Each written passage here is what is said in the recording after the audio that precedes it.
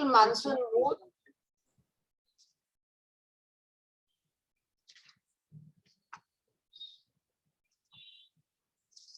Can't hear you, Debalina. Muted. I welcome you all delegates for this webinar in this beautiful monsoon mood. Being webinar, you can enjoy it with chai pakoda sitting in front of your window, and with divine music of rain and good fragrance of wet soil. Add to this the scientific feast from IMS President Series by Dr. Shobna Mohandas. I welcome you, madam. Please share Dr. Shobna's.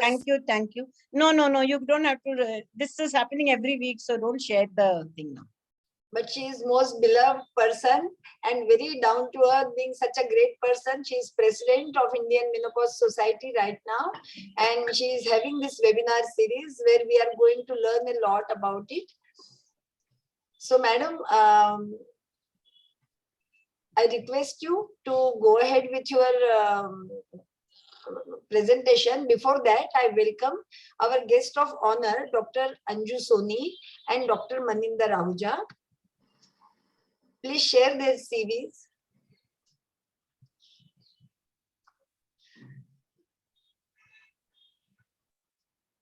Dr. Anju Soni. She is Chairperson HIV and AIDS Committee FOXY, Secretary General IMS, President JOGS, and President Jaipur Menopause Society. Welcome, madam. She has got many awards in a bag.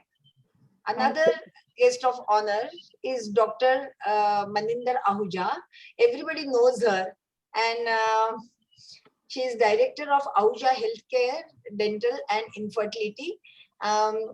You can read all her CV, but very important thing about her is she is Chief Editor of Journal of Midlife Health and Vice President of CEPHOMS. She has done important research on relation of menopause and metabolic syndrome in South Asian countries.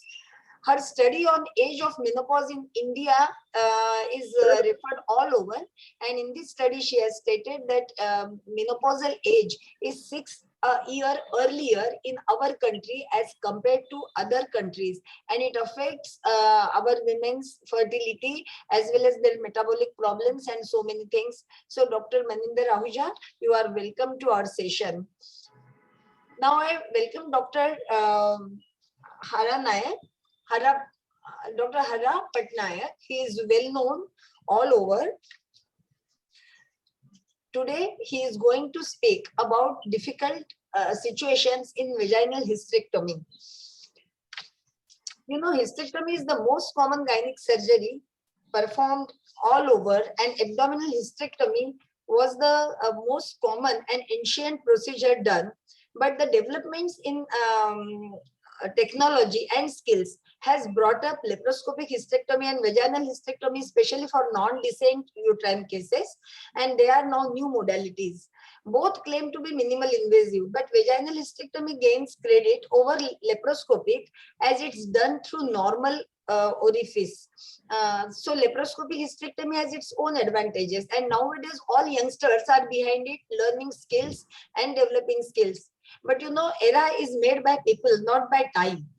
People like Dr. Patnaik, expert in dealing with difficult situations vaginally, they are bent upon changing the theme of the era. So I request Dr. Patnaik to go ahead with his presentation. No, we have to ask the guest of honors to speak first, Dr. Shubhangi. Okay. So we have called them to give us our blessings, give us their blessings. Yes. We will start with the past president and doyen of Indian Menopause Society, Dr. Maninder Ahuja, to give her blessings. Yes, Dr. Maninder, please.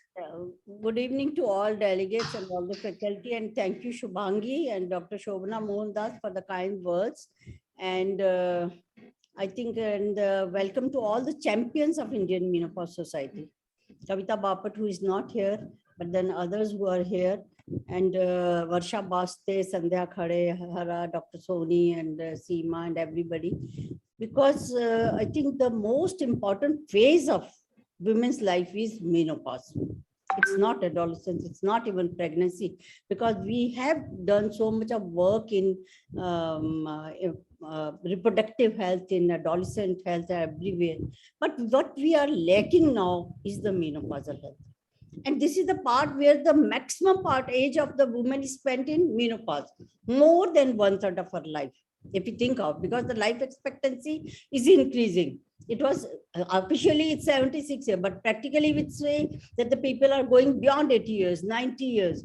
So when that aging population is increasing, it becomes mandatory to keep them healthy, because otherwise it's going to be very huge expenses and burden on the society, on the family, and the public health expenditure also. So we have to prevent that. So if you talk about prevention, the whole life actually, it's a life course of prevention. It's not that we start today and we can prevent the tomorrow happenings. So for that, we have to look at the shadows will be coming tomorrow, and we have to start preventing them. And Shobana Mohandas, this series, she's doing wonderful work.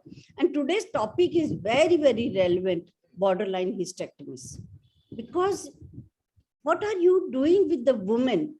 Even if, supposing if for any reason you have to remove her uterus, and even if you leave ovaries, those ovaries, they don't have the same blood supply. So they are going to fail early. If they are going to fail early, then what's going to be the effect on women's health? It's only those women who suffer can actually know.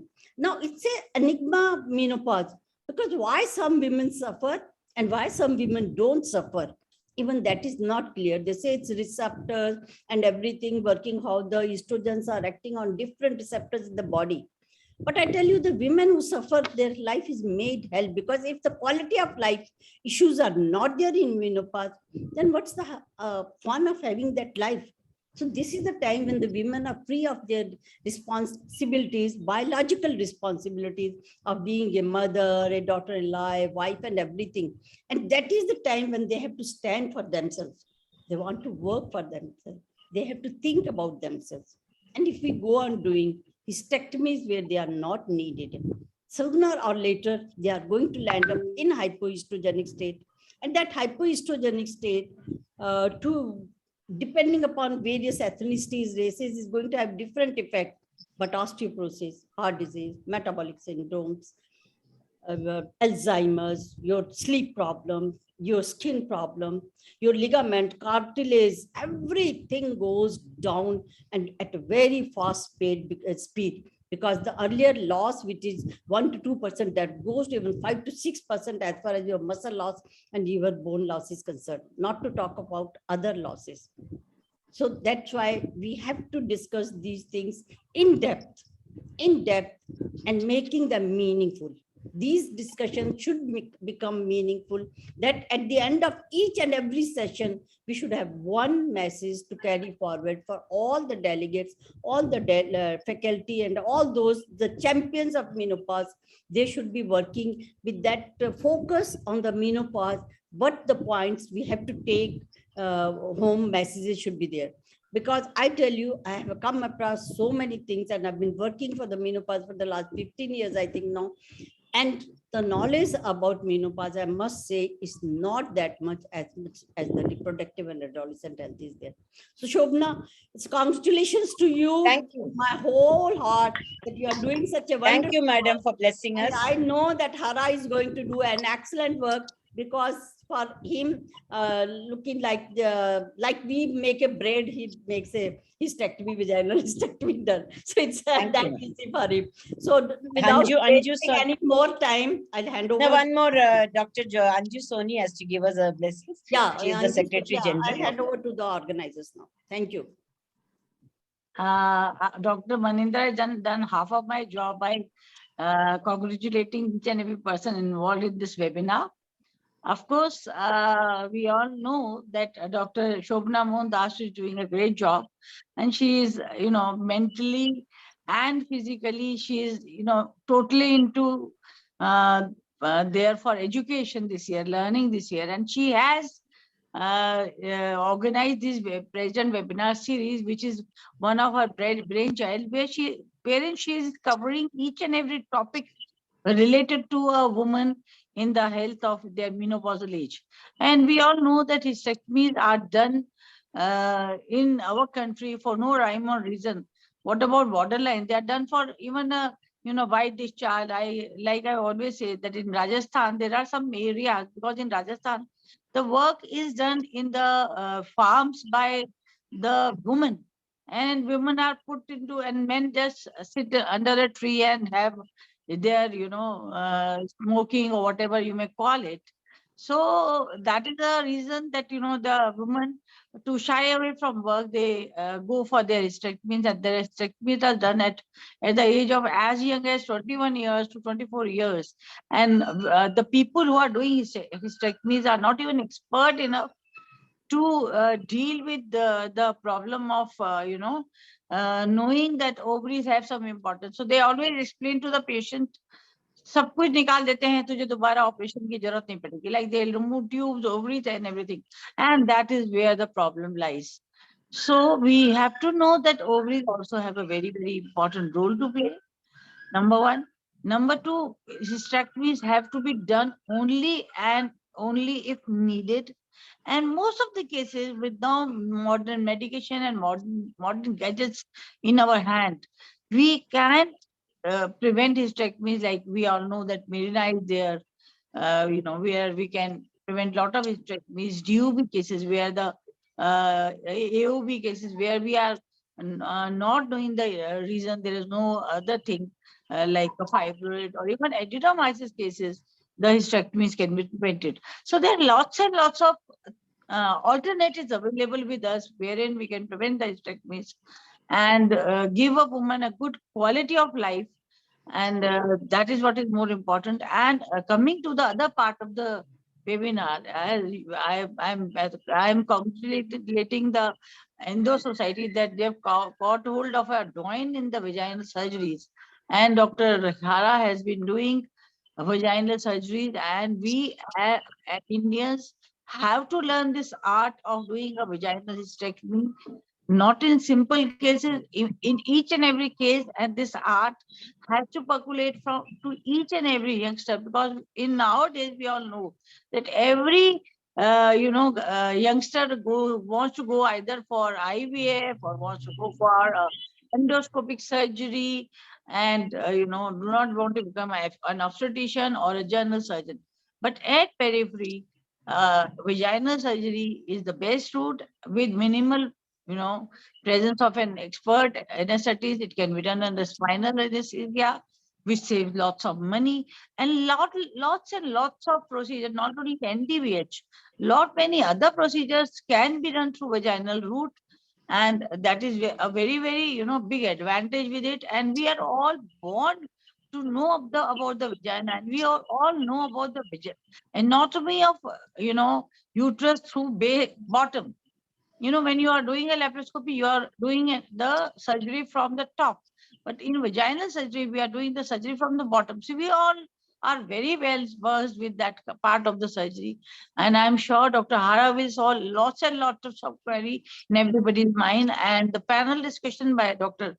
Shobana Mohandas, where all the experts like Vidya Pancholia, Vidya Thobi, and all others are there. They will give their expert views. They are all learned people.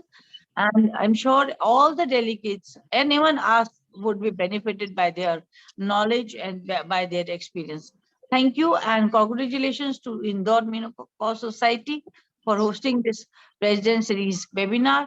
And I'm sure in future also, all these webinars will have a great attendance, and a lot of people will learn a lot from these webinars. And thank you. Let's continue to the academic part. Can we have somebody introduce Dr. Varsha Baste, the chairperson? Yeah. Or should I introduce her? I request Richa to. Yes, ma'am. Chair, please share the slides. I can just read it out. She's a practicing gynecologist in Nashik since 30 years.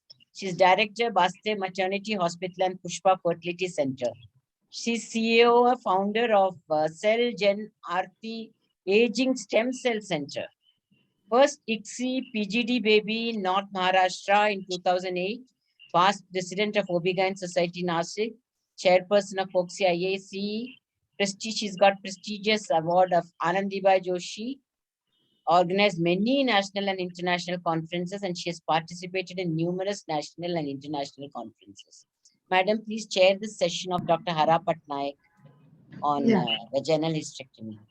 Thank you There so is much. another chairperson. I think she has not joined, if I'm not right. If I'm right. Yes, ma'am, she have not joined. Shashivala, Okay, so ma'am. Dr. Varsha will take over this Yeah. session with her friend, Dr. Hara Patnaik. I'm sure you are very friendly with him.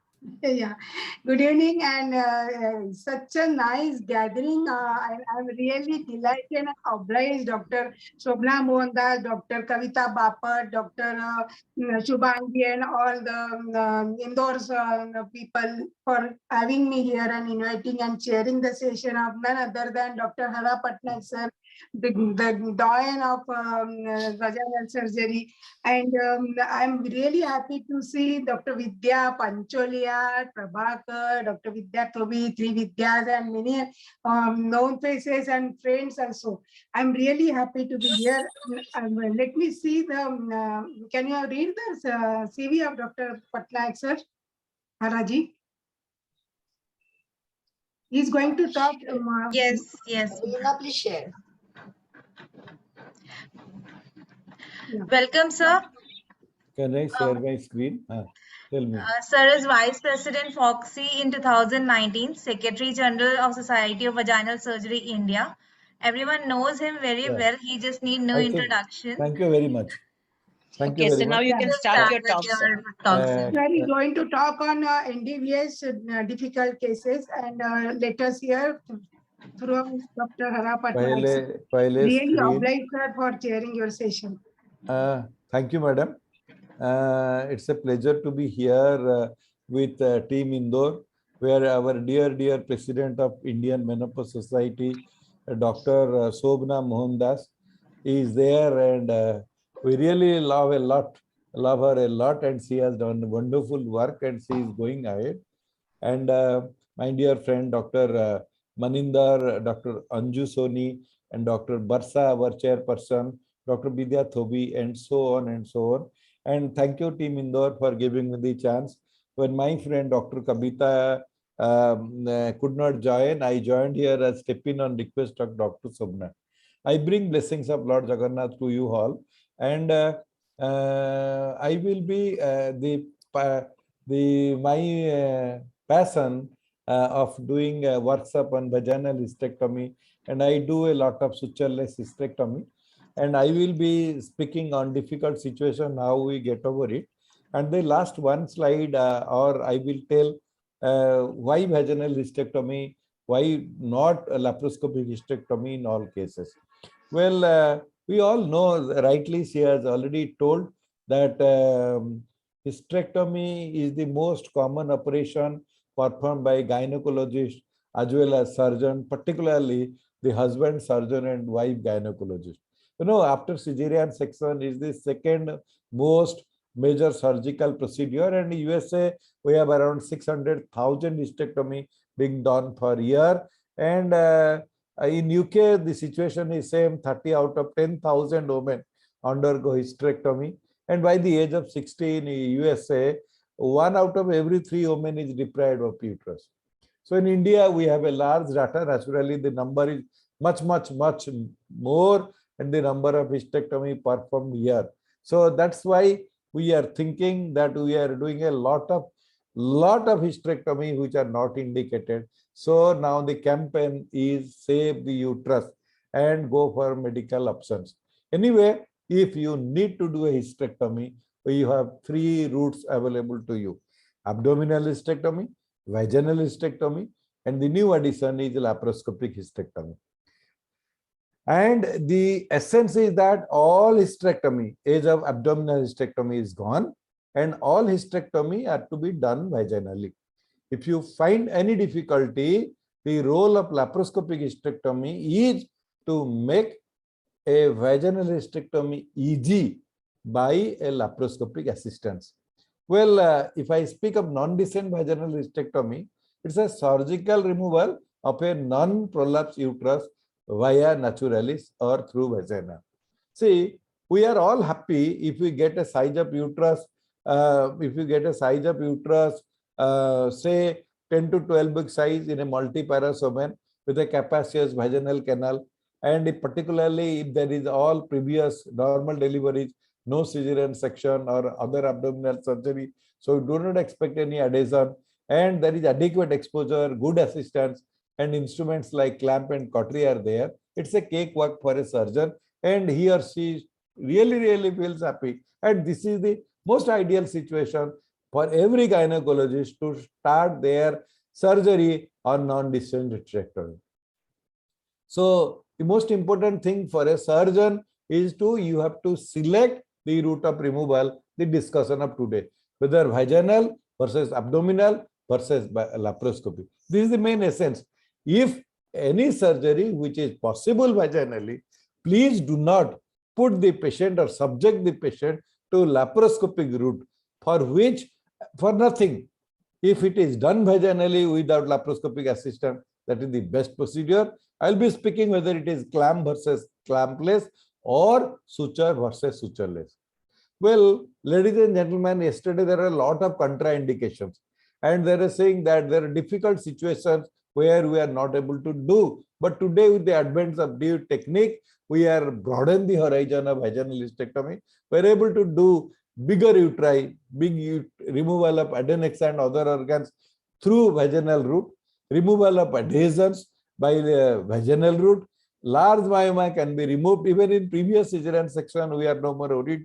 Even multiple abdominal scar or pelvic endometriosis or even nulliparity. These were all relative contraindication of Asterias. But today, most of us, as you proceed or go ahead with surgical technique, we are able to tackle these things very nicely. Very nice. So this is the advancement, what you say about vaginal hysterectomy. See, if you learn a good technique, this surgery will be easy for you. And if you learn a good technique, you will be able to encounter difficult situation very nicely. So the number one technique I will say, debulking and coring, particularly bigger size uterus. If you want to remove that is not coming down vaginally, you adopt a technique called hemisection. Then you try to core, vertical stripping and cut it down. So size of uterus becomes smaller and smaller. And then because of debulking, the uterus which becomes smaller can come out vaginally easily. Second thing is that use of myoma screw. That is a great advantage of use of myoma screw, because if you put identify the myoma and you put a screw and pull it, that will be capsule will be stretched and it is easy for you to deliver the uterus. That is second thing is that in a previous section, finding lateral windows. You know, the bladder in a previous cesarean section will be adherent to the lower part of the uterus. So the thing is that if you see that the bladder is adherent in the center, but laterally the peritoneum is loose. So they are called the lateral windows of Dr. Series set.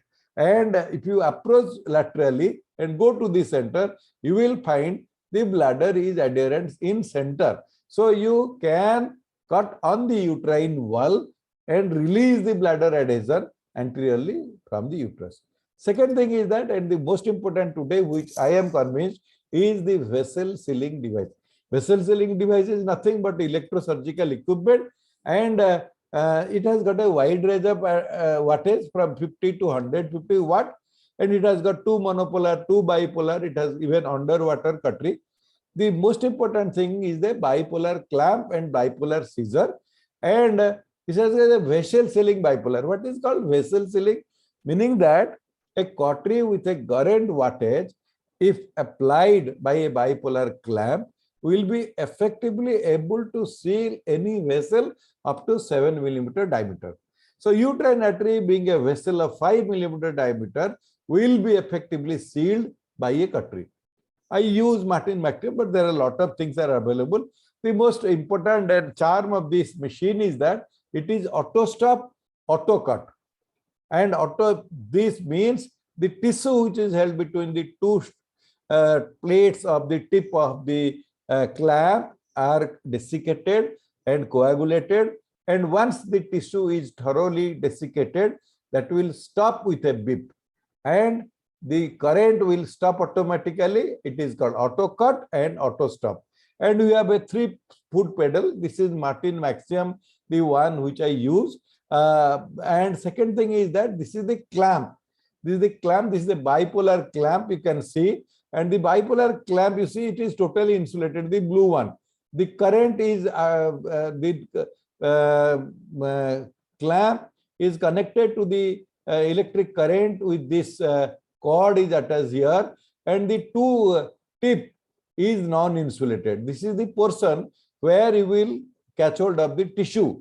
And now that I am not telling, there are a lot of vessel sealing device available in the market today, and each of us are comfortable with each machine, like Valilab, like even Ligasure, like Thunderbit, and many people are used. The one which are conversant with, are comfortable with, the best one for you. So that's all I want to say, that you can see that the current held, the tissue held or grasped between the tip of the clamp is the tissue which will be coagulated. See, effective sealing of the tissue bundles or vessels by melting the collagen present in the vessel wall without any previous dissection or detail exposure. That is point number 1. Second thing is that a vessel sealing device is precise, targeted application due to the limitation of the lateral spread. Minimal lateral spread. Late electrode incrustation, no exogenous material such as suture or clip remain in the patient's body. Time saving system compared with the sutures and ligatures. A single sitting action is often sufficient. So the sutureless hysterectomy has become very, very popular today, from benign to malignant, from abdominal to vaginal, from simple to difficult pelvic pathology, from personal variable technique to standardized procedure. So the advantage with suture, the difficulty with suture is that more postoperative pain, postoperative induration may be there, postoperative sepsis will be there, difficult to stitch in the narrow space. This is very, very important, particularly when the lateral vaginal space is less. And last but not the least, it is time consuming. So the advantages of suture is that technologically advances of energy sources in the millennium, a safe bipolar high frequency energy sources is available, which is a safe seal, plasma kinetic, and with least lateral spread and reduced thermal damage. So in difficult cases, I say that bigger uterus. For it, I say that how big is the big? Large uteri means, see, you can go up to do a 16-week size, 18-week size, 20-week size, even 24-week size. Say, do not consider the size. Be comfortable with the one which you are conversant with. Do not struggle with some surgery which is beyond your capacity, or the patient will suffer more and morbidity will be more. If you are happy with a 14-week size or a 16-week size, 18-week size, you can do, and you can learn with some master to do bigger size uterus. Doesn't matter. Most important thing, please remember that if the uterus is elongated vertically, it is easy, rather than if the uterus is broad laterally, being the same volume. Both of them may be same volume, but if it is broader laterally, you have very little space laterally to clamp. So that is why it is. Second thing is that the position of the fibroid. In fibroid uterus, I have already told that you will use a myoma screw, but the position of the fibroid is important, because where to apply this screw. And see, there might be multiple fibroid. They can be on the body or the fundus or posterior or anterior. Please remember that if the fibroid is sitting on the fundus and you are trying to turn the uterus around to deliver it, you may find difficulty. So it is always better to deliver the fibroid first, then go from this. Previous cesarean section, I have already told that the bladder is anteriorly adherent. Go for the lateral window. Cut after you find it out, you can cut it on the uterine surface.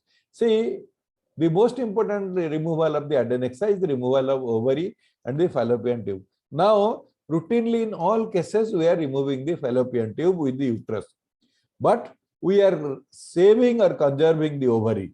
But If the and even if a postmenopausal woman, Maninder has rightly told, even the postmenopausal ovary will secrete some amount of estrogen, which is required. So normally, if the ovary is healthy, even in postmenopausal women, we save up to the age of 65 years.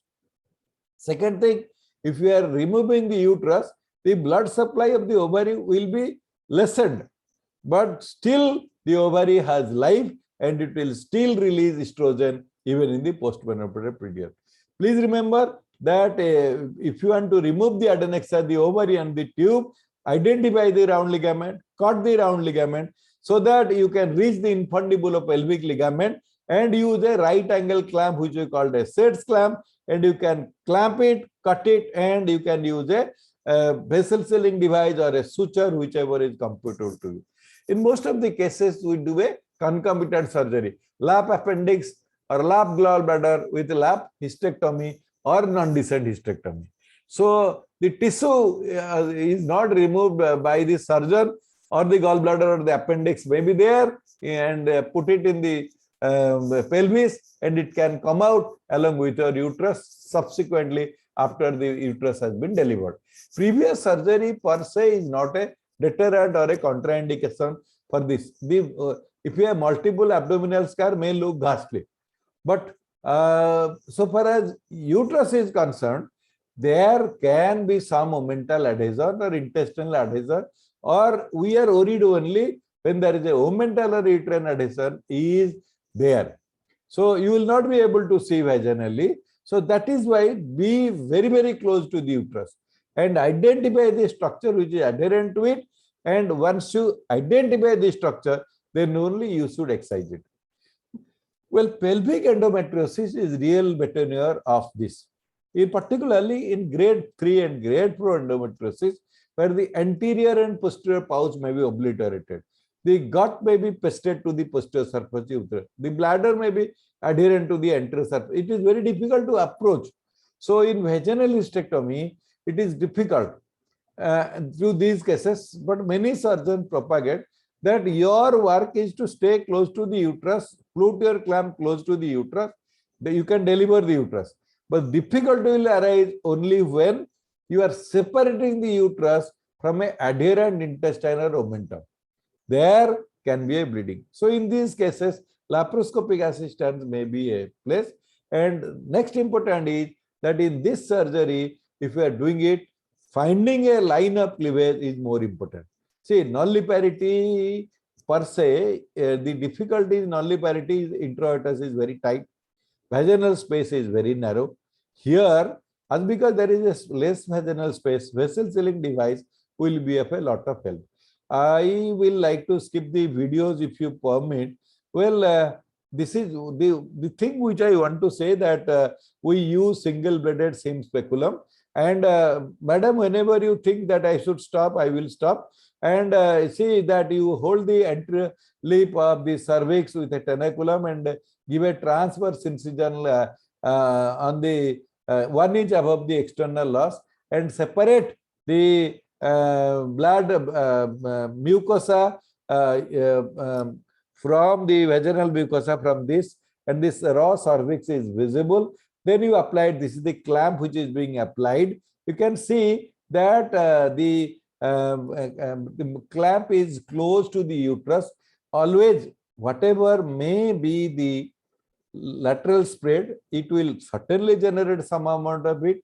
It will have certainly have some amount of lateral spread, say 4 to 8 millimeter. You can see the bipolar is an axon. This is the current wattage which is being shown to you, 70, and it is in the seal shape mode. If you are using a Marcotte seizure, and this will have a efficacy of 50 watt. This is what the machine shows.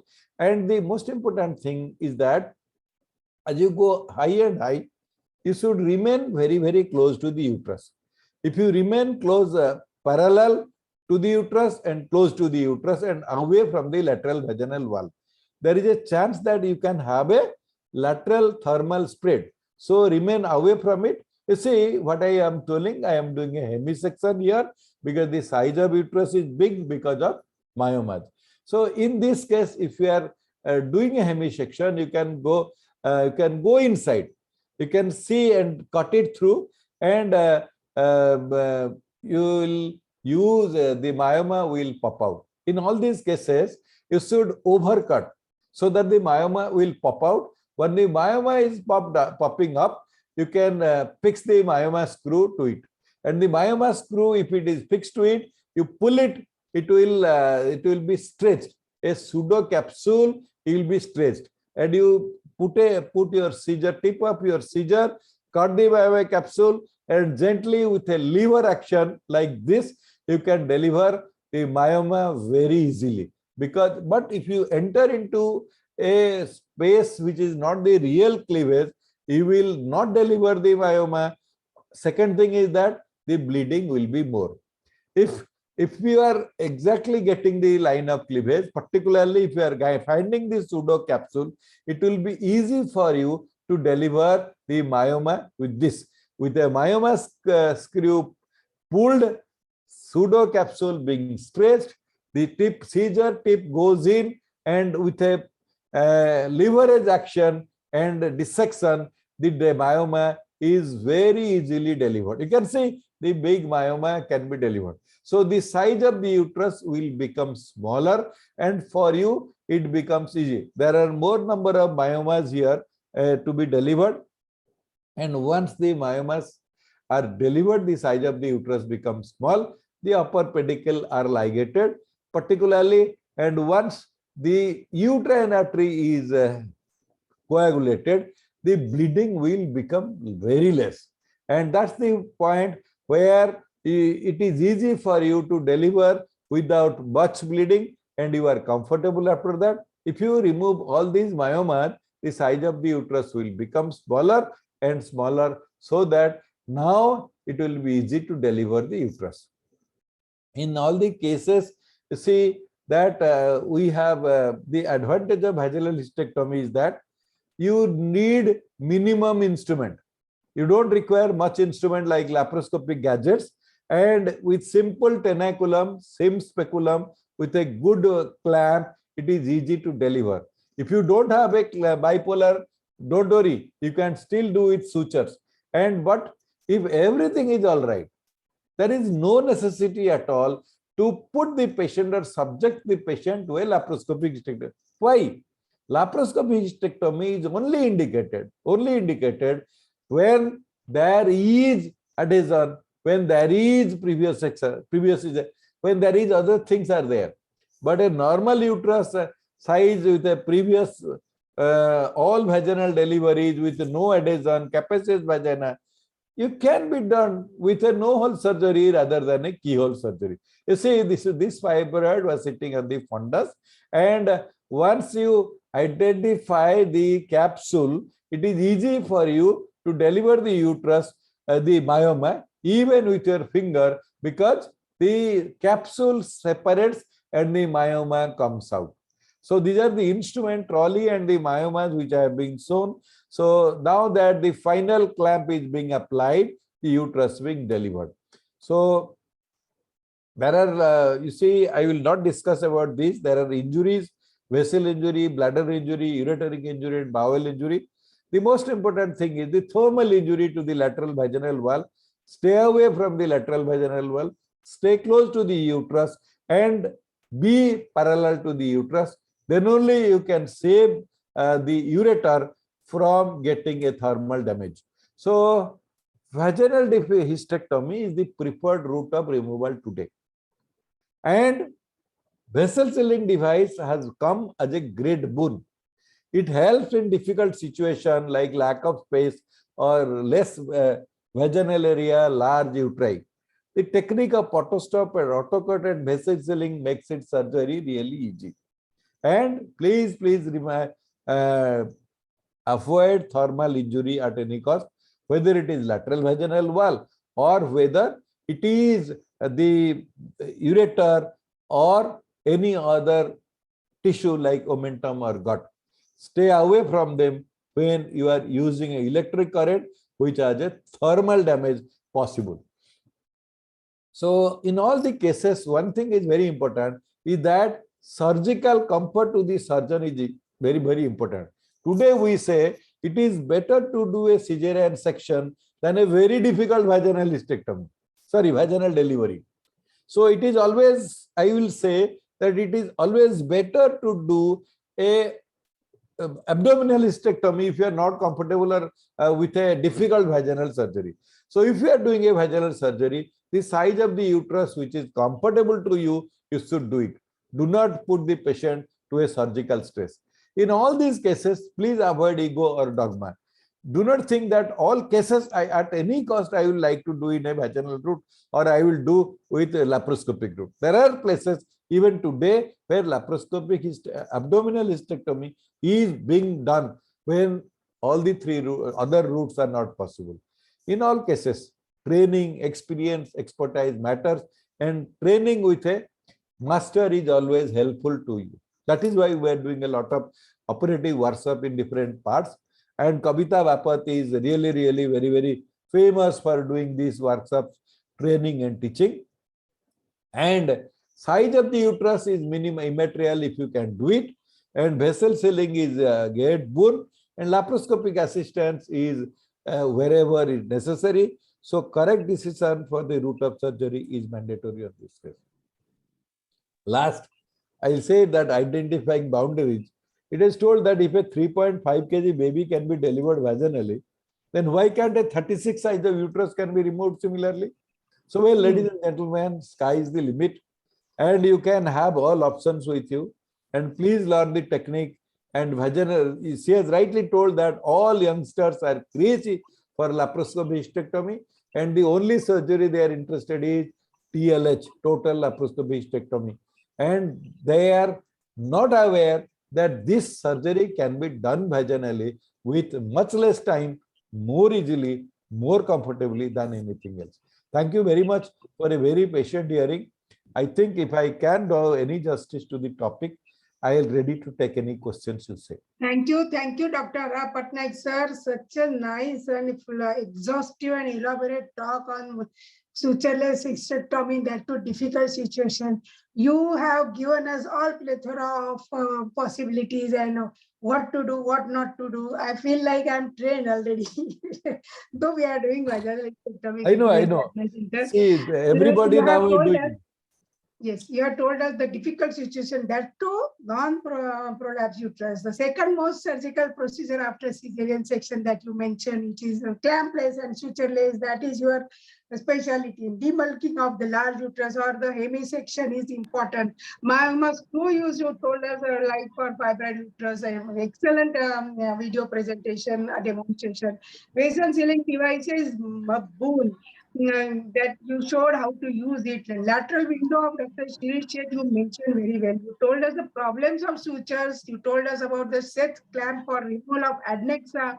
Save ovary till 65 year age and difficult to operate are previous surgeries, pelvic endometriosis, periperitoneal surgeries of adhesions. So, and this is very important that need of minimum instruments are needed for vaginal hysterectomy or vaginal surgeries. And you told about the complication like thermal injury for lateral wall of vaginal wall. Vessel sealing is the boon and boon and boon. So, in all, you and yesterday also we witnessed the talk by Law and his Law and Dr. P.C. Mahapatra sir, and you are also with him.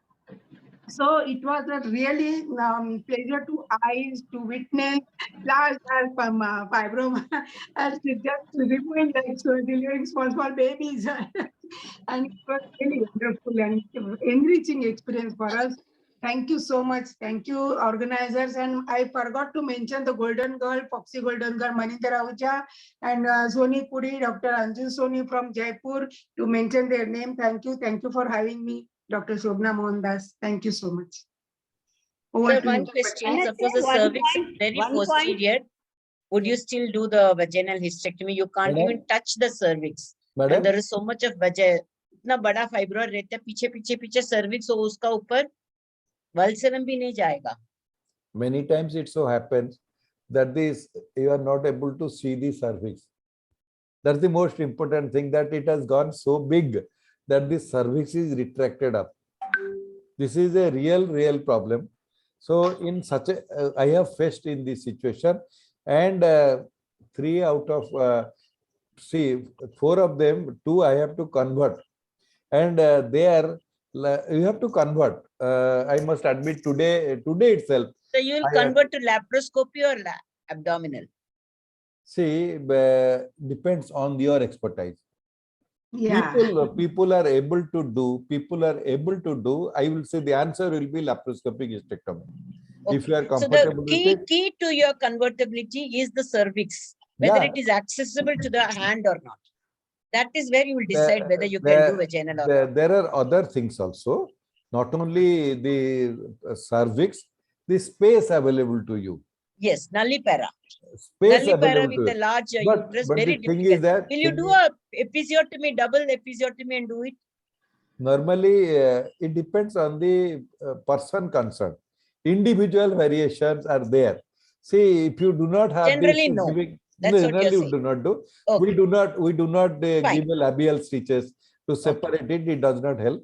And I we think do we not have do 5 episiotomy. more minutes. If anybody wants to speak out, please Madam, I think interact on only this topic. tonsil needs to be removed vaginally. Everything can be done Yeah. vaginally. That is what I want to say.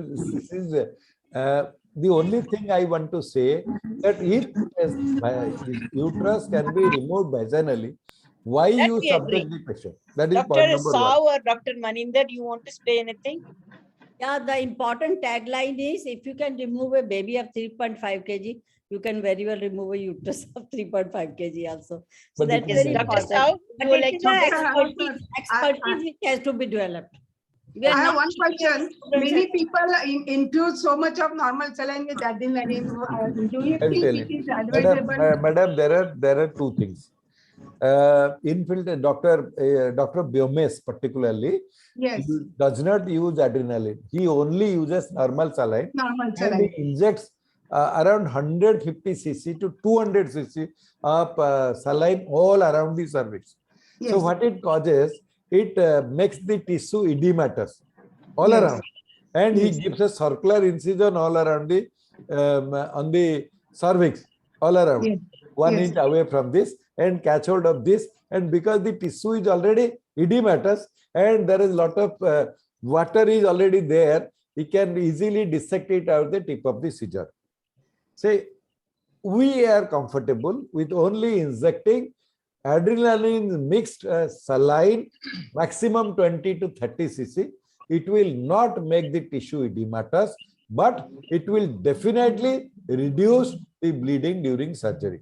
So this Yes. is way, so that if you are making too much of tissue edematous, sometimes it may be very difficult on your part to identify the tissue and do it.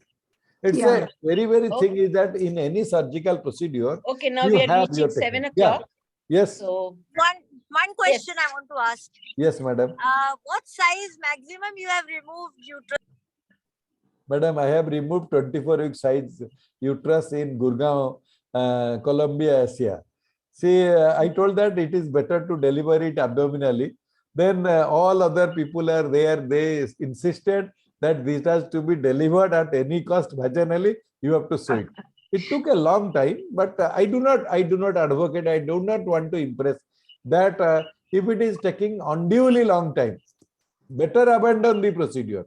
If you are comfortable with a so laparoscopic the key, hysterectomy, see, I have also removed a Yes. 26-week size uterus vaginally long back in 90s when the laparoscope was just not wanted very to good. sew. But the point is, the cervix has to be easily accessible. That is the key that I find. If the Yes. cervix and you can clamp the uterosacral, then it will slowly It will come. take a long time. I took Yeah, 3 it will hours take a and long 15 time. minutes. Yes. And another thing is, when you put a speculum onto the bladder, it will start having hematuria, and then you get so scared because sir, it's like a baby, obstructed labor ka jaisa ye uterus Exactly. obstruct hota hai. You Bladder have ka not really, you have not injured the uterus, but repeatedly pressing the bladder on the instrument tip makes it congested, and there can be reddish colored urine for some time. And if That there is is a there risk it of is. fistula, asphyxiated fistula. Yes, can That occur. is there. That is Can also occur. there.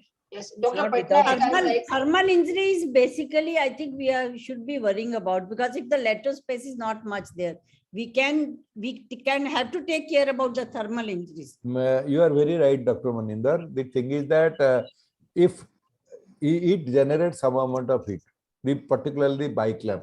So whatever you say, this will have some amount of lateral split. Okay. So if you and lateral split I will think be we there. will stop the discussion here. We can talk Yes, for sure, 1 hour sure. on this topic, but One we minute, have Dr. to move Patnaik, forward. I will, Yeah. when you are Dr. comparing. Shubhangi, can we have the next session and please introduce the Can I put panelists? one point here, madam? I Yes. just want to say that when you are comparing a big fibroma of myoma of 36 week size to a fetus, we should remember that to expel It's a fetus, joke. the uterine force is there to push the baby out. But in this He case, is just joking. He's just joking. Madam, Don't take I it but to there heart. are anomalous vessels also which we cannot. this was arrange actually the way such a you big asked me uterus. that how big a size of uterus you have delivered. I Yeah. asked the same question to Dr. P.C. Mahapatra. He told if a 3.5 kg baby is delivered vaginally, 36 वो weeks. तो ऐसे छोड़ दो ना, उसे मजाक में That's a छोड़ो. joke, It's but it is okay. possible. Yeah. See, if you are going upgrading our instruments and the way we are having a fulguration, Futuristic. futuristic, Just leave you it can now. use it, Yeah. leave it now, and Okay, it can be anyway, possible. however expert we are in dealing नहीं, with vaginal 2040 में हो जाएगा. Much earlier to it. Much however earlier to it. expert, however If you- expert It is we may be. future for vaginal Future. more now. अभी का नहीं, अभी छोड़ो. But Dr. चलो, Shobana, आगे however जाओ. expert we may be in our Thank you hysterectomy. so much, sir. Thank you for that impromptu, wonderful, delicious meal of vaginal hysterectomy that you have given us. हमारा पेट भर गया. Yes. Thank you. Anyhow, whatever expertise we may develop in hysterectomy, maybe laparoscopic or vaginal, but still, uterus and ovary, they are icons of femininity for all ladies. And even we gynecologists want to save them by treating gynec problems with alternative therapies. Hysterectomy is done as last resort. Dr. Shobna, along with her panelist, she is going to discuss about the decision making in hysterectomy to save uterus and to save us also from unethical practices. So, Dr. Shobna, now Can you please introduce my panelists if you have the CDs? Dr. Richa please. is going to introduce all. Yes, ma'am. We'll start with the panelists. Please welcome Dr. Vidya Pancholia, ma'am. Please share the slide. Dr. Vidya Pancholia, ma'am, she is a senior obstetrician in Indore. She is running the WeCare Center in Indore, the first of its kind in India, editor of Foxy Connect of 2018, and represented India as an international platform in RCOG, AOFOCIG, FICOG, IMS. Please welcome, ma'am, for this session. Second, I would like to invite Dr. Vidya Prabhakar, ma'am. Dr. Vidya Prabhakar, ma'am, she is president of Obs Gynae Society, Salem. She is assistant professor in KMC Manipal, ART trainer at Singapore, trained in gynec endoscopy. Welcome, ma'am. Third, I would like to invite Dr. Urmila Tripathi, ma'am. She is professor in GR Medical College, Gwalior. She is an ongoing president of Gwalior Obs Gynae Society and core committee member. Welcome, ma'am. I would like to invite Dr. Sadhna Khare, ma'am, Sandhya Khare, ma'am. She is a director in Khare Nursing Home and IVF Center at Devas. She is a very active member of our IOGS Society, and she is having a various publication in IOGS Society. Please welcome, ma'am. And Dr. Vidya Thobe, ma'am. She is a professor and head of Department of Obs Gynae in Al-Amin Medical College, Vidyapur, Karnataka. She is a chairperson of Food Drugs and Medico-Surgical Equipment Committee, FOXY. Best Committee, FOXY. She is awarded with the Best Committee FOXY Award. ICOG Governing Council member since 2021 to 23. Welcome, ma'am. Let's start with the panel discussion. To you, Dr. Shobna, ma'am. Yeah, thank you. You have Thank to you. introduce Dr. I Seema will, Vijayvargiya also, Richa. Yes, Dr. Seema Vijayvargiya, ma'am, but she is not with us due to She's some there with us. She's there in with front us. of us. Okay. Please share the slide of Dr. Seema Vijayvargiya, ma'am. She is our senior obstetrician and gynecologist and the director of Shakuntala Nursing Home, Indore.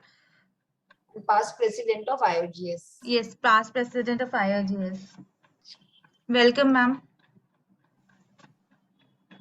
So good evening, ladies and gentlemen. After that great talk on vaginal hysterectomy, let us decide whether we should at all give the uterus to Haralbai. to cut open. So, and where we should do what.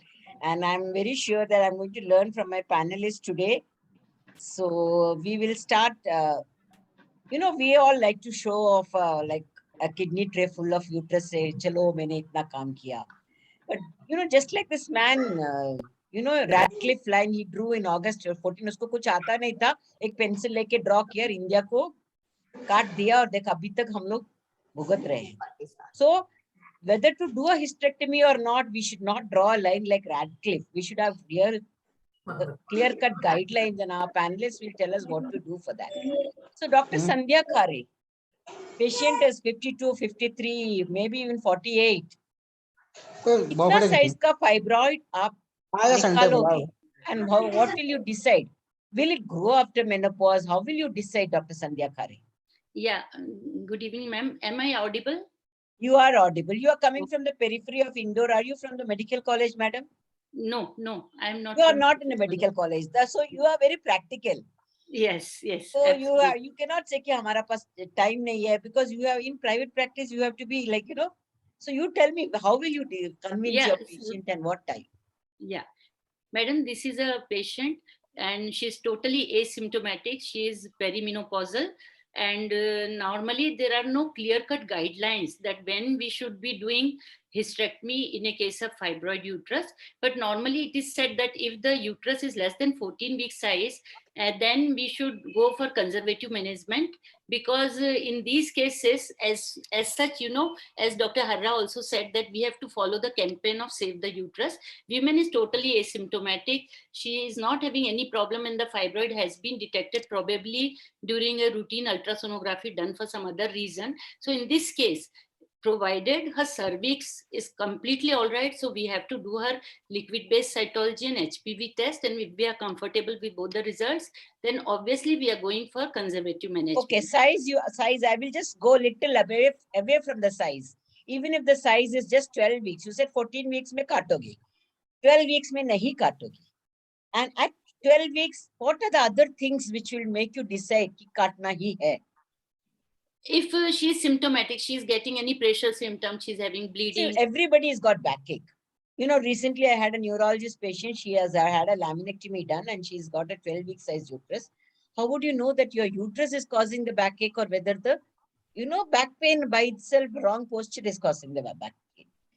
So in that case, we can do some therapeutic test also. We can give her some painkillers, or the orthopedicians, they are often prescribing the gabapentin and all these medicines. So we can give them and we can see, because in these cases we have to tell our patient about the regular follow-up, because if you have to depend not only on the size but also backache. Even suppose a fibroid is going forward and causing dysuria or something like that, that also may change. Yeah, so once it becomes symptomatic, then we have to decide about the treatment. But as in our case, she's totally asymptomatic, then we can definitely go with the conservative. Will the type of patient change your decision? Because some patients don't come for follow-up. No, we have to counsel them very properly that she has to come at any cost for the follow-up. Because if we think that she'll be lost for the follow-up, then we'll have to do the hysterectomy in her case.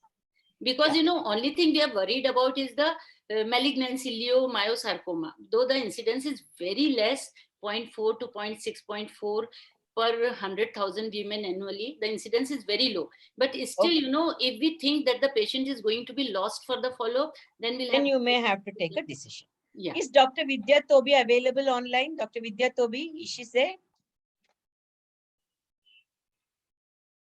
No? Then I think anybody can take this question. Fibroids are estrogen and progesterone dependent and do regress after menopause. So, suppose it is growing after 1 year, will you do hysterectomy? She is asymptomatic. Do fibroids always, growing fibroid always mean malignancy? No, ma'am. Oh, no, Can ma'am. I take this, ma'am? Who's one? Can I take? Yes, actually, whenever fibroids are growing, it never means malignancy always, because the growth in the fibroids depends on various hormones. And in this case, we can do some biomarkers, like you have shown here the LDH, D dimer, and C reactive protein. They're very useful for distinguishing leiomyosarcoma from a benign fibroid, especially if the fibroid has undergone degeneration or it is atypical, then the sonographic picture will be confusing. And when all these three parameters are high, then it is highly suggestive of leiomyosarcoma and we have to take the decision. Otherwise, what are the other reasons for a growth in a fibroid? Edema, degeneration, even lipomatous things. These things can also increase the size of a fibroid, but they do not always require removal unless it's symptomatic, right? Yes, ma'am. But we do not see these things in our own practice, ki edema hai, ki degeneration hai. We generally, when the patients are asymptomatic, they do not come to you and, but when a patient's having a growing fibroid, you have to think that it may not be leiomyosarcoma. We can wait a little bit. So as far as D-dimer, C-reactive protein, LDH, even MRI can be done to rule out leiomyosarcoma, right? Yes, sir. Now, Dr. Vidya Pancholi is there online? Yes, ma'am. Yeah. Yes. So now this $1 million question. How often will you monitor a patient? When will you change your decision? Patient has come to you and then now she will say, how often I should come to your clinic now? I am not very much concerned regarding only the size. This perimenopausal women, if asymptomatic, still I have to see for other parameters like her medical diseases, her comorbidities like diabetes, hypertension. Obesity can be a good factor for making the things more complicated from asymptomatic to symptomatic, or not at least symptomatic. It can turn into some complicated one in the fibroid. So the size is No, not. madam, it's not very clear. For the audience, if diabetes, hypertension, obesity is there, will you lean more towards hysterectomy or will you lean more towards conservative treatment?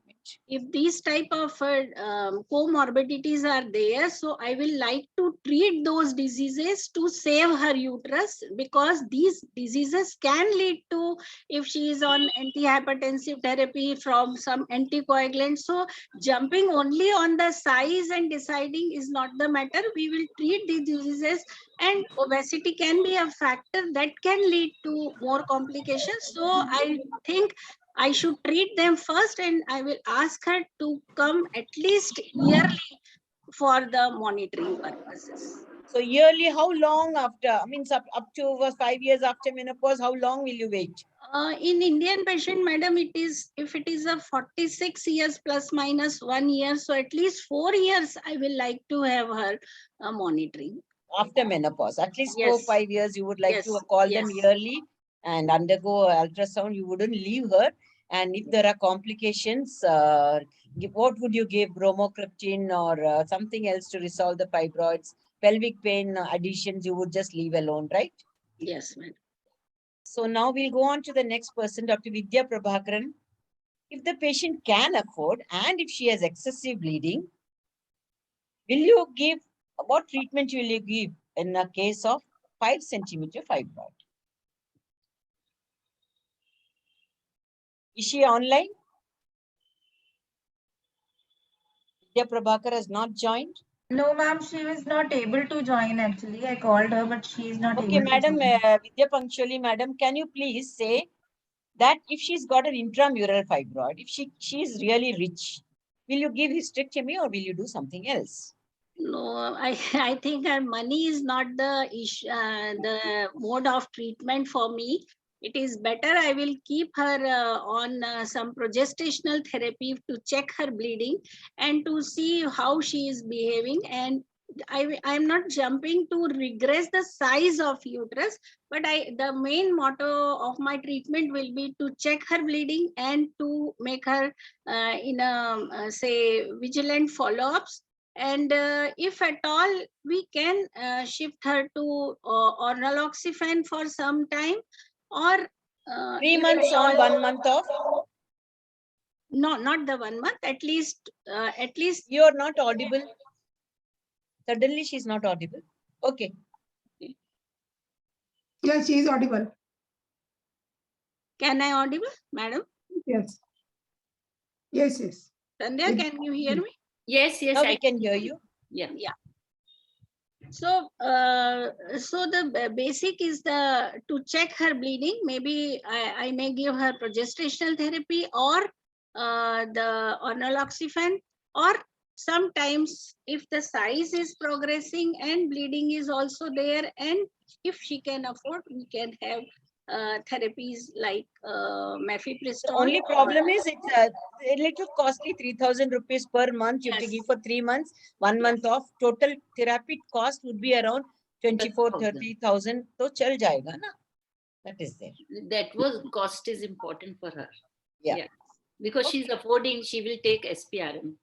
Okay. Now, Dr. Urmila Tripathi, is she online? Yeah. Yes, I'm very much there. Yeah. Now the $1 million question. Prolapse is there after childbearing is over. Will you always remove the uterus, or will you do a sling, laparoscopic sling? Or will you, what is it? What should be done? Okay, ma'am. First of all, the prolapse has to be symptomatic. She must come with her complaints. Okay. है ना?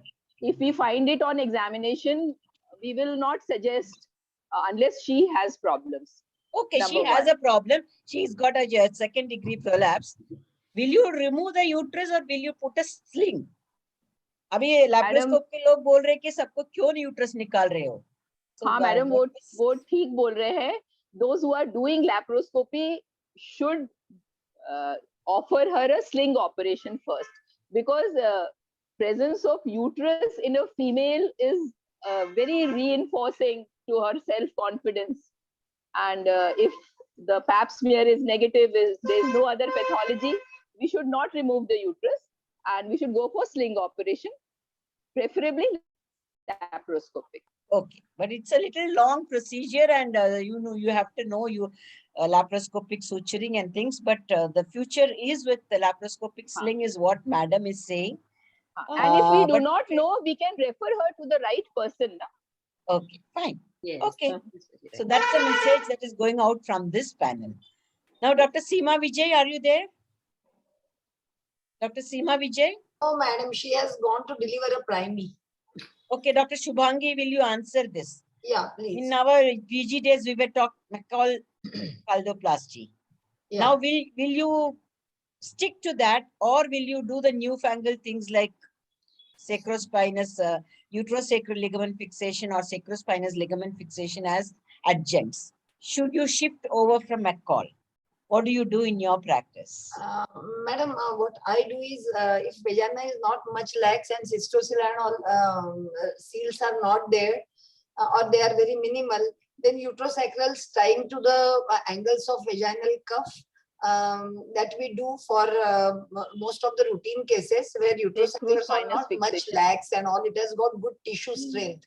Otherwise, McCalls, I prefer doing it in enterosil cases. But yes, if vagina is too lax and there are more chances of wall prolapse post-operatively, then sacrospinous fixation we prefer. The only problem with sacrospinous fixation, that vagina will go towards the sacrum, so the patient may come back and say that my vagina is going back. I can feel something coming out PV, but she won't have symptoms of cystocele. Yeah, like incomplete voiding. she will complain of back pain, buttock pain most of the times.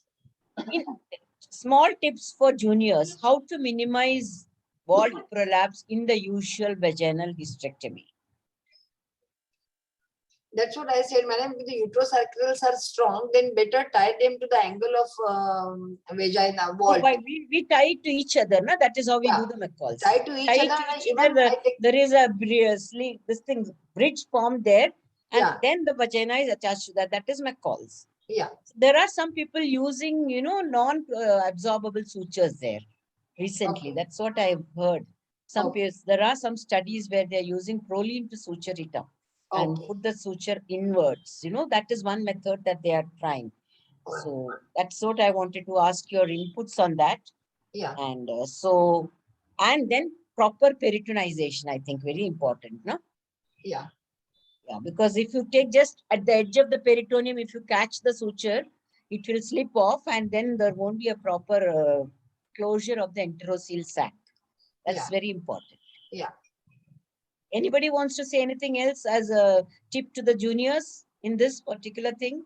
Madam, Besides yeah, what we said? Vidya, am I audible, madam? Yes. Yes. For anterior repair, we will see in the posterior part. So for anterior, for juniors, if it is a mild to moderate cystocele, it is the facial repair after dissection. And when you are closing it, it is the facial approximation that is very, very important in the cystocele. And you can have a purse string suture right from the very side of the vaginal wall, that is called a vaginal paravaginal area, and that is suture can have from the round ligament and again in the peritoneum again to the other side of round ligament. So it lifts the area, and then these patients won't develop more this urinary dysfunction after your repair, because if you are just doing the sacrospinous fixation is no way to correct the anterior compartment. Rather, anterior So you have compartment given us a very good point that how do you know how big is the cystocele? When you dissect the bladder from the vagina, you can go up, and you try to close the whole thing. Patient will have retention of urine, and then that will be a problem. So she has given a very good tip that you start from the round ligament. That is the point where you should be approximating it. Don't go beyond the area of the round ligament, right? Yeah. And Madam? facial approximation, that is required. The landmark is the round ligament that she's given. So don't go beyond that. That can cause retention. Don't go medial to that. That will cause incomplete correction. Right? Correct? Yes. Yes, madam. Okay. And only doing sacrospinous fixation anteriorly, sometimes it can give problems in the anterior compartment in terms of urinary dysfunction. So it should be taken care with the anterior compartment repair, what I want to say. And yes, Okay, madam. On that note, we will go to Dr. Sandhya Khare. Yeah. What are the juniors going to learn? Should they learn uterosacral ligament fixation or they should learn sacrospinous ligament fixation? And so what does the literature say and what do you I say? think अभी if सीखना है we तो go, क्या सीखे?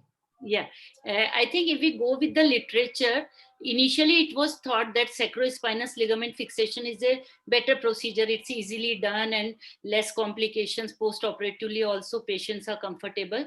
But there are nice publications like in JAMA 2018 April issue.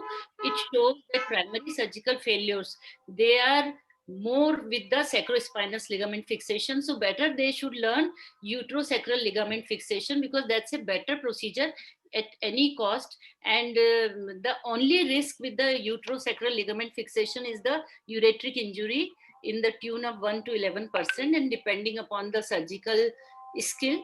But sacrospinous ligament fixation not only gives rise to buttock pain, and as we have already discussed, it would also lead to lack of feeling of support in the anterior vagina, and it can cause anterior compartment prolapse, like following this sacrospinous ligament fixation, as it has been shown in Deeds study. And personally, I think that uterosacral ligament, when you compare it to uterosacral ligament fixation with the sacrospinous fixation, that is more physiological, and it gives uniform support to the apex of vagina.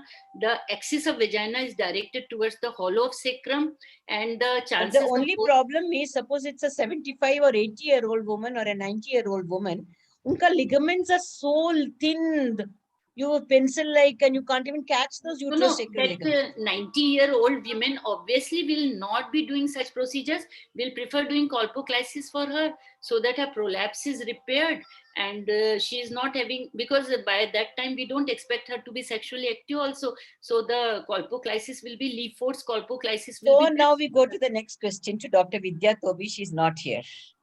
This is a patient and a 75-year-old lady whose husband is no more. Crossidentia, there is a vagina, this thing there. So what is, Vidya Tobi, are you there? She's not there. So will anybody take this? How many of you are doing Leafords? And Sandhya Khar is already voted for it before the slide came. So how many of you are really learning Leafords and you feel less of a surgeon because you're doing Leafords? We have done efforts, madam. Anybody doing Leafords? Yes, madam, we are doing, but nowadays these type of very severe cases are less with us. Maybe the in between, we are in practices more than 40 years now. So in the initial days, we have done Leaford, but nowadays we are hardly seeing any patient of 90 years with this much of prolapse. No, I told you a 75-year-old lady is coming with this sort of procedentia. She has no husband. Will you हो गया पता नहीं कहाँ मिल नहीं रहा. uterosacral or sacrospinous, or why don't you just push up the Leafords and khatam? That will have less chance of recurrence, no? Yes, madam. We will treat her erosion or any infection. So if remove it the is uterus and lying then do a Leafords. Yes. Because this, the recurrence rate after uterosacral and sacrospinous may be a little higher than the recurrence rate of a colpoclasis. What do you think?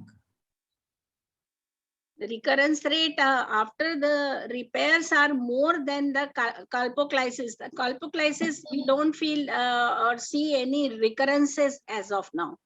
Yeah. So we have to rejuvenate this procedure called colpoclysis because we are seeing recurrences. Unless, of course, in a 90-year-old, you want to go a 75-year-old, also you can do a sling procedure. Some of them have meshes and they are diabetic and they are hypertensive and obese, and the bowel keeps coming down, and you need to retract the bowel, and sling surgeries in these obese patients and hypertensive patients and poor medical risk patients is also a little difficult. So we have to relearn colpoclysis. I think the panel has agreed on that. Yes. Maybe we 40-year-old old practicing people may not have seen it much in our practice, but the younger generation have to rejuvenate it, I think. So, Dr. Vidya Pancholi, yes, 50-year-old lady comes with postmenopausal bleeding. Ultrasound shows an ovarian cyst of 6 centimeter with internal, of course, no solid areas. Endometrium is only 5 millimeter. No other lesion in the uterus.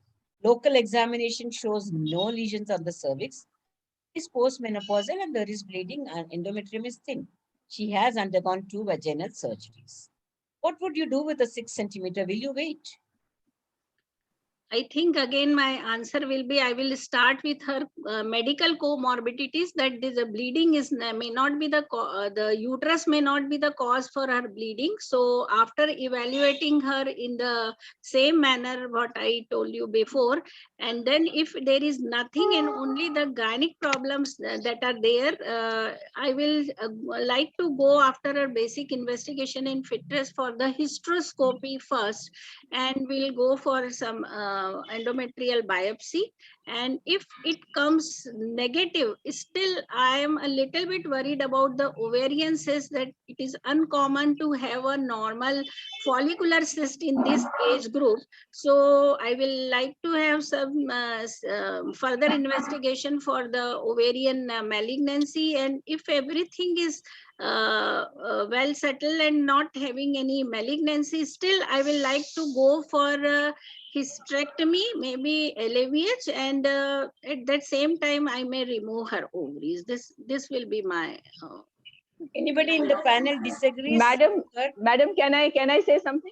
Yes, anybody, please. Yes, we must first meticulously examine and exclude atrophic vaginitis. I mean, there can be other causes of postmenopausal bleeding, which we must exclude. Plus, a pap smear has to be done. Okay, we accept that. VIA, other than that, we accept that we have to read. But 50-year-old is unlikely. 70-year-old would be likely. Atrophic vaginitis causing bleeding. Maybe if she's used some local creams or something, then withdrawal bleeding from the lesions. Okay. Madam, then CA 125. Okay. And all the markers. All the markers and MRI also to exclude any lymph nodes, and more details about the ovarian cyst will come in there. Okay. Anyway, I was not as meticulous as you. I did an LAVH BSO and it was a benign granulosa cell tumor. So, Madam, we will when come you down to that, but before that, some investigation, some workup will be more reassuring to us and to the patient also. yeah, so you should not jump into a to investigate her thoroughly. And if everything is negative, probably you can still wait. That's what the panelists are saying. Okay. Okay. Okay. So now the next is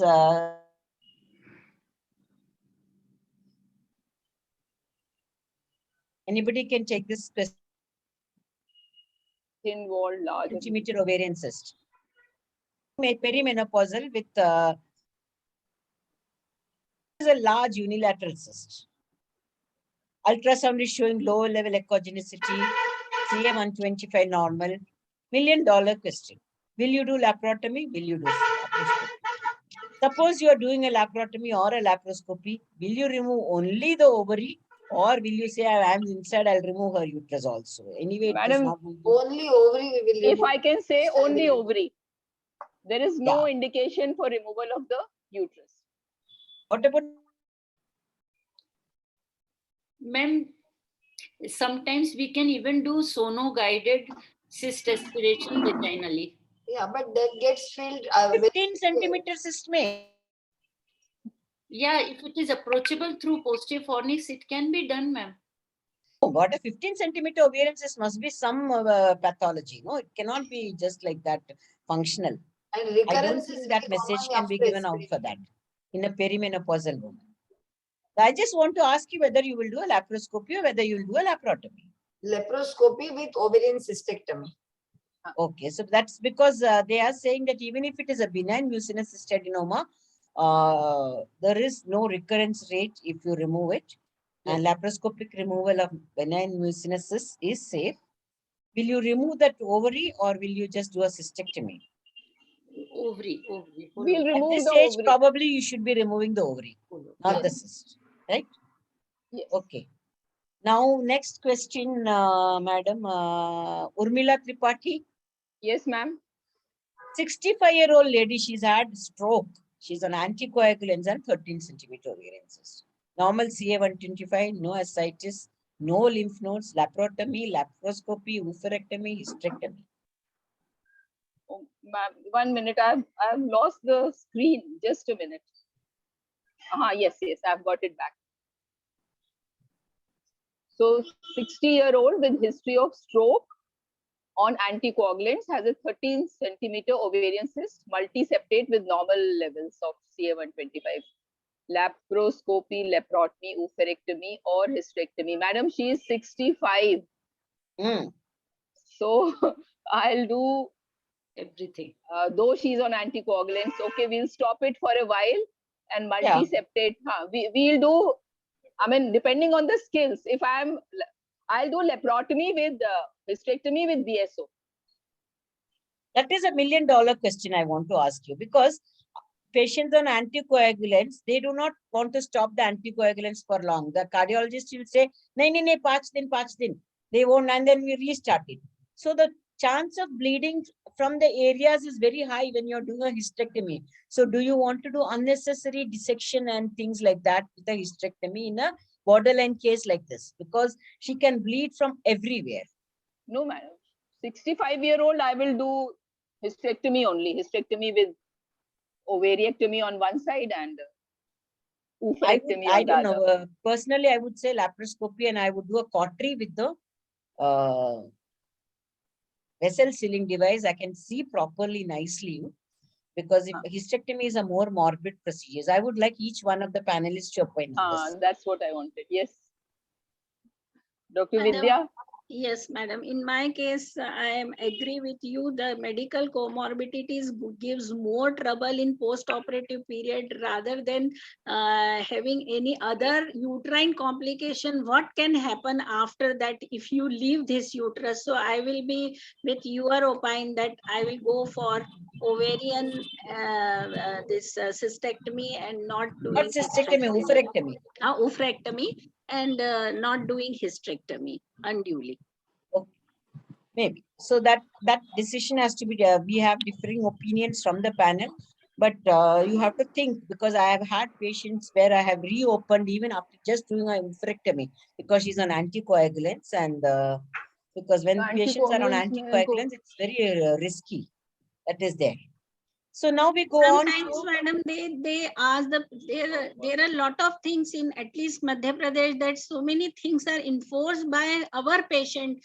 If they wish in this condition, you have to explain them. But Yeah. if they wish, yes, you can very well go ahead. Otherwise, they will not be so satisfied or say they may. of course, you cannot have They will strict come up with guidelines. We have to accept that there are people who have give their own opinions, and we have to take a decision like that.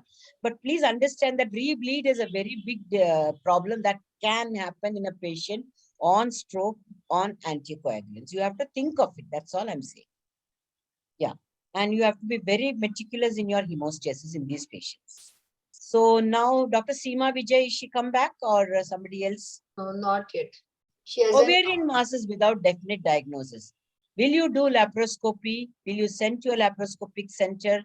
Or will you say no laparoscopy if you don't have fresh frozen biopsy? What should be the message given to the Ovarian masses without definite diagnosis. Ovarian masses, it depends if it is cystic or solid. If it is solid, without we will go for MRI and all.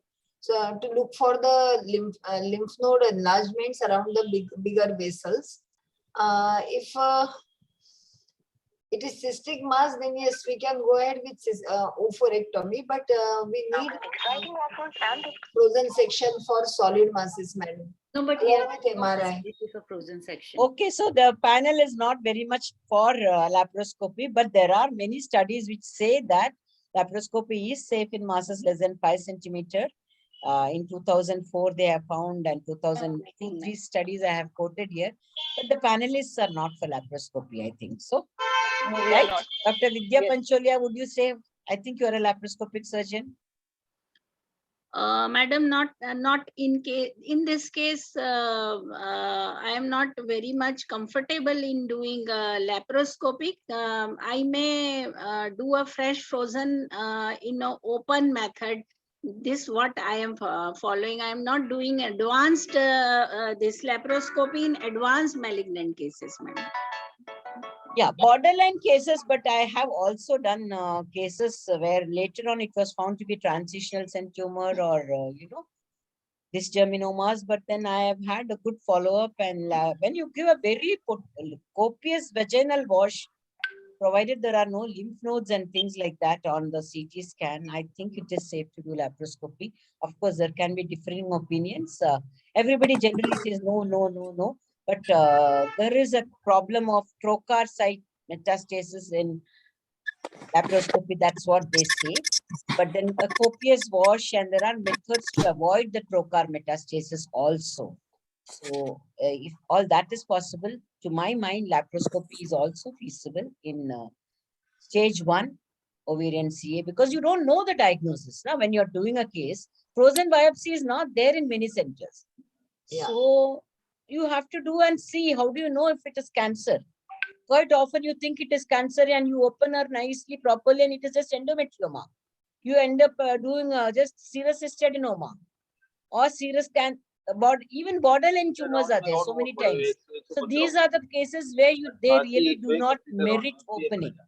Borderline ovarian cancer I have found in 2 cases where I went reopened and did a LAVH later on. So these are the cases where they really did not merit laparotomy. So in smaller cases, even if it is solid, quite often. Borderline case, we can go ahead with the laparoscopy and biopsy. So that is there.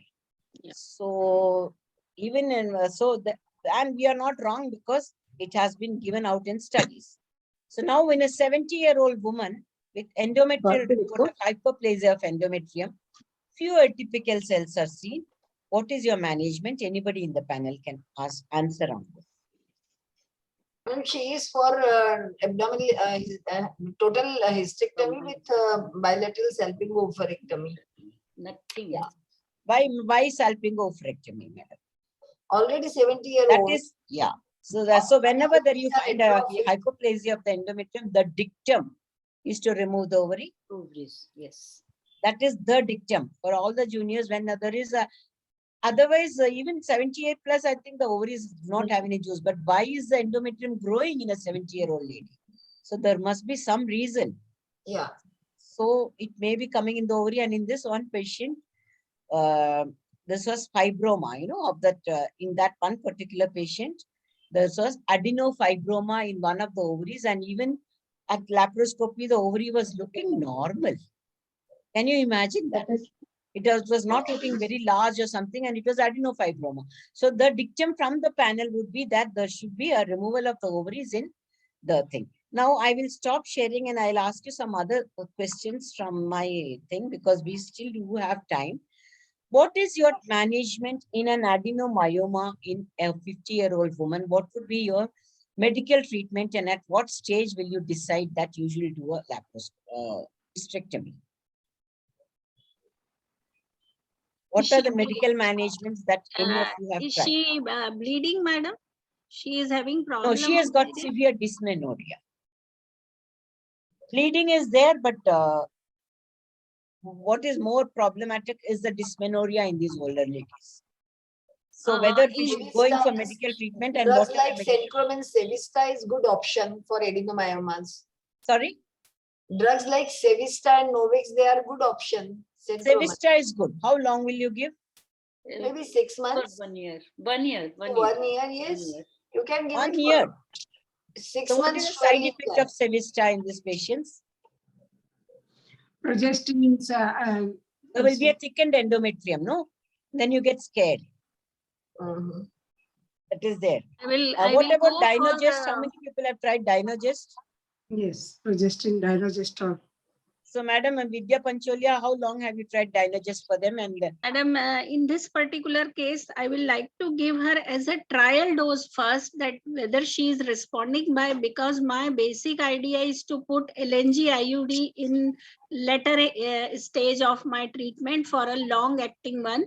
But just want to see that whether she is responding to medical therapy. I may keep her for at least 3 months to 4 months period of time. If she is very comfortable, then I may shift to LNG IUD in this case.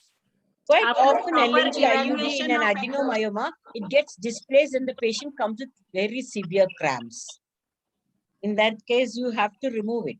Then what is your option? दूसरा reports किधर है? Sorry? इधर है Then what are the एक other options that you have?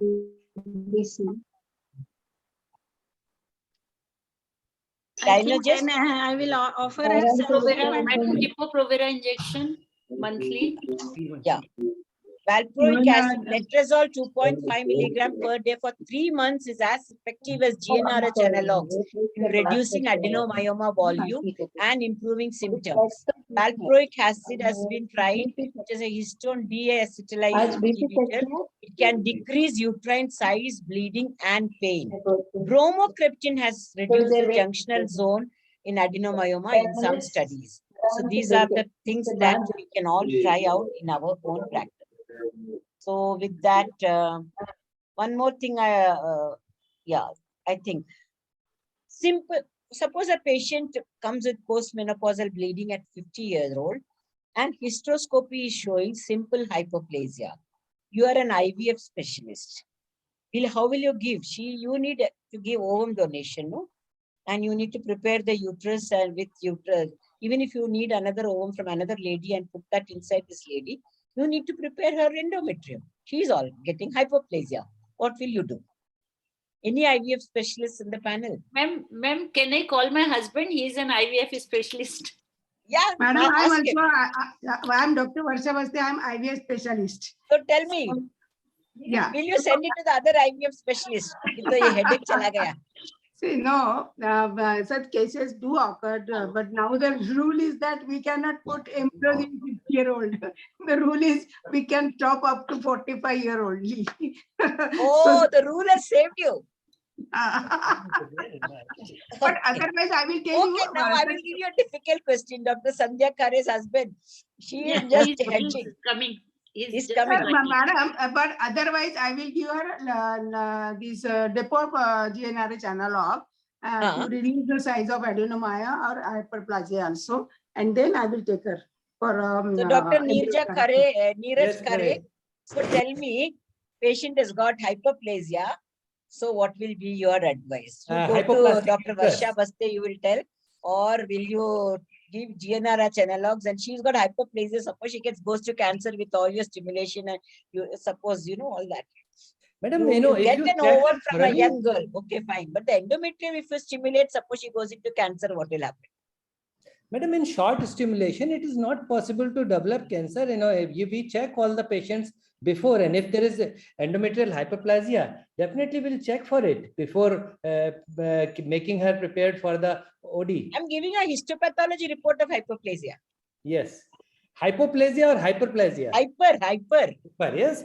Madam, if it is there, still we can do it. It will not turn into cancer immediately.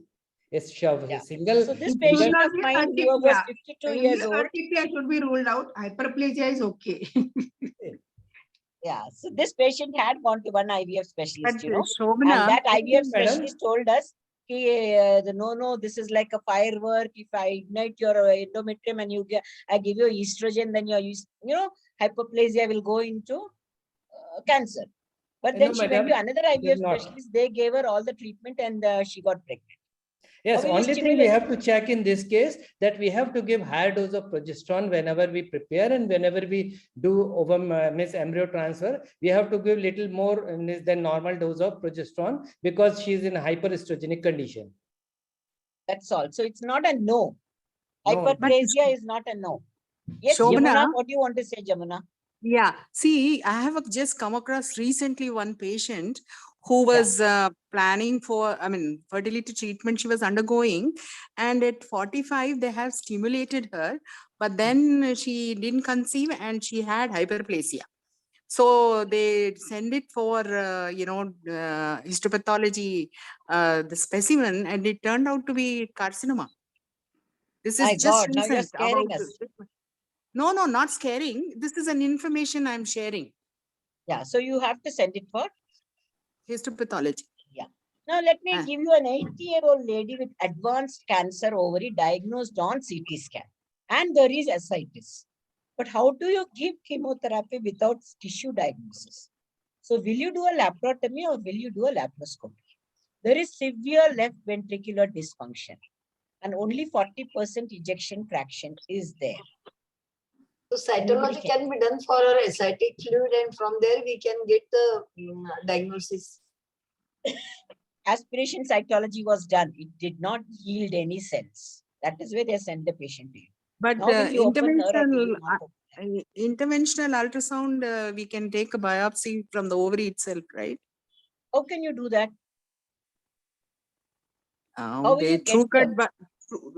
With the ultrasound guided through cut biopsy, they do, right? No, ovarian biopsies are never advised.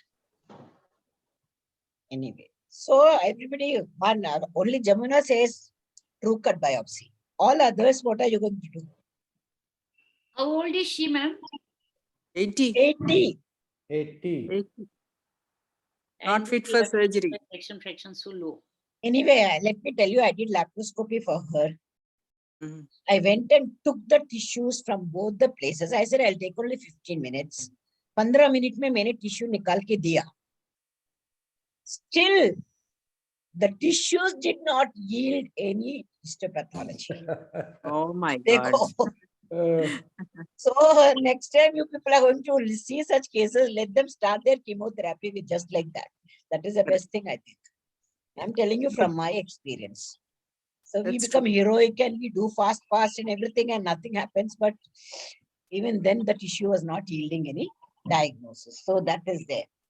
Then another case, can I tell you, 8 centimeter ovarian cyst with solid components. Normal CA 125. There is loss of weight for 6 months. What will you do? Lots of what?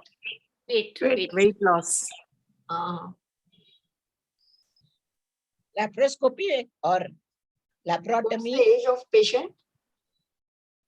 She was 47. Probably laparotomy is a better option than. What is one investigation that should be done before the laparotomy or laparoscopy? अभी PG student को पूछते जैसा पूछ रही हूँ मैं, Scan because this is MRI. my patient.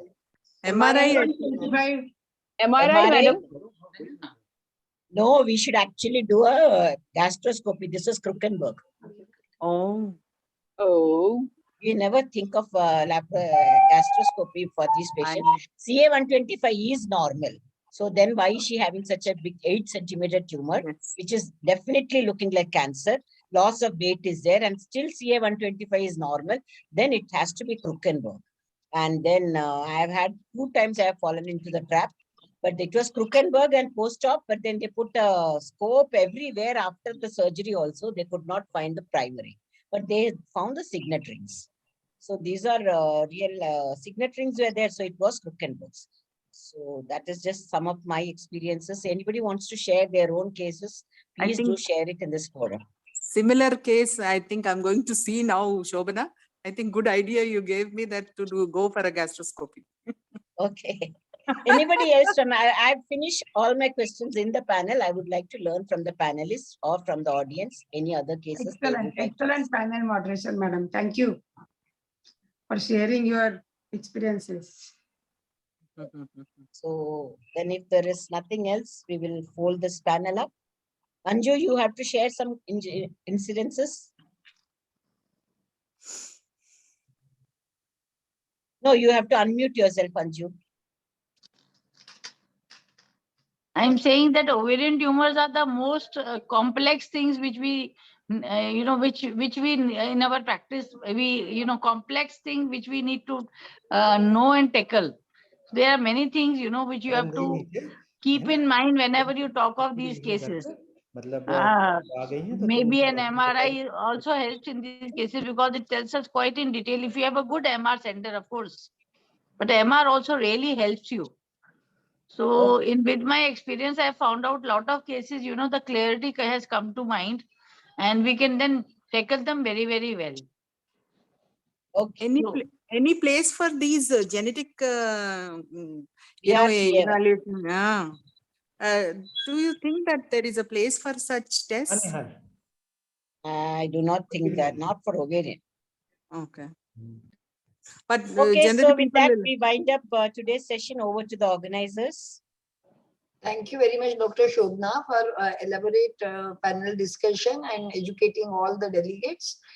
Thank you, guest of honors, Dr. Anju, Dr. Maninder, and Dr. Varsha.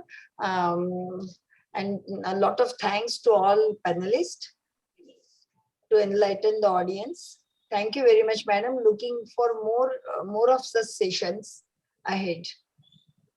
I also thank the organizers for inviting me, and thank you so much, Dr. Shobna Mohandas, for your vast experience and knowledge you contributed through this panel discussion, and it was really enjoyed and enriching. Thank you so much. Thank you, Dr. Varsha. Thank you. Any words from the panelists as a message to the audience? Each panelist. Madam, if I want to ask that one should only not have a focus on gynec problem. There are a lot of things with gynec problems, so we should take care of it. Otherwise, we land into complication because of this concomitant problem. So we should have a very good history, physical examination. Yes, our own gynec knowledge is a must. And today we really enjoyed your panel as we got so many varieties of cases and carry home messages for medical therapy for adenomyosis. Yes, it was wonderful, man. Thank you. Okay, then. Other panelists have left, I think. So we will wind up. Thank you, madam. Thank you very much. Bye, bye. Thank you so then, much, bye. ma'am. Bye, ma'am. Bye. Thank you, Shobana, Anju. Thank you. Bye. Thank you, all the delegates who are still there and listening to us till now. Thank you so much. Bye. Thank you. Bye. Good night. Good night.